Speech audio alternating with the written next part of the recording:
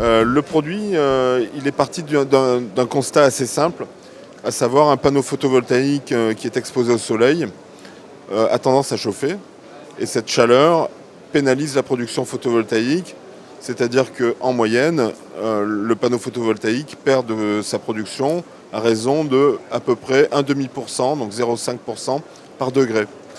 Donc on arrive à un paradoxe qui est le suivant, c'est qu'un panneau photovoltaïque qui est exposé au rayonnement solaire, plus ce rayonnement va être élevé, moins il va produire.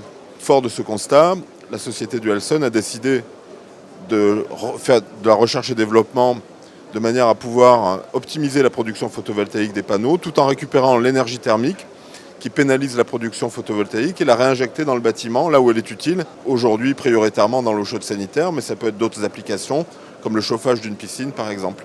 Donc sur la face avant, on a un capteur photovoltaïque standard, donc 60 cellules monocristallines avec un fond noir.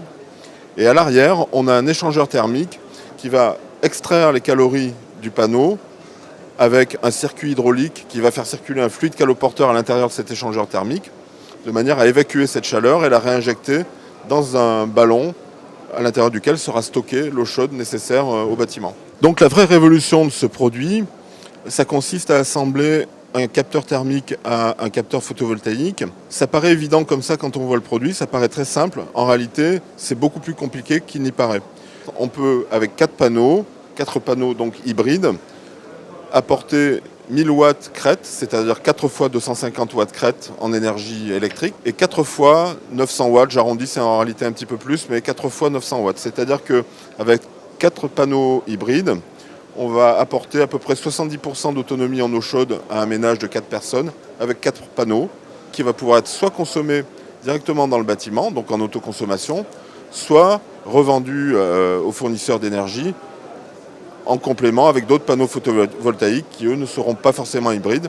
Donc on peut faire une installation photovoltaïque en autoconsommation ou en revente totale à EDF et consommer sur place l'eau chaude qui est produite par les panneaux. Les premières applications, évidemment, qui sont les plus évidentes, c'est le résidentiel, c'est-à-dire qu'on peut équiper du logement individuel, voire même collectif, c'est-à-dire qu'aujourd'hui, on est en capacité de fournir de l'énergie à des bâtiments collectifs, et ce, dans des proportions très significatives. Aujourd'hui, la présence sur ce salon, elle est aussi spécialement orientée vers l'hôtellerie de plein air, qui est très demandeuse en période forte, c'est-à-dire la période à laquelle on est les plus productifs, de ces deux énergies que sont l'électricité et l'eau chaude sanitaire. La plupart des campings ont des besoins journaliers de l'ordre de 3000 litres d'eau chaude par jour, ce qui correspond à une dépense en énergie qui est très élevée. Et on est capable d'apporter une réponse à cette demande grâce à nos produits.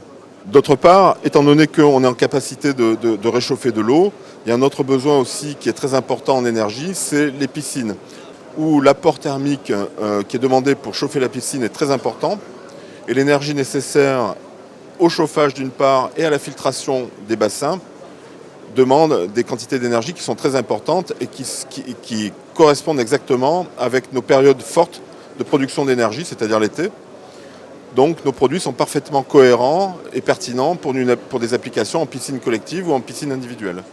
Si on prend un exemple concret d'un investissement de 33 000 € qui correspond à 36 panneaux photovoltaïques, sur une application piscine sur un camping, le bénéfice estimé sur la durée de vie du produit va être pas tout à fait de 100 000 €. Donc ça fait un ratio de 1 pour 3. On va économiser donc 3 fois plus que ce qu'aura coûté l'investissement.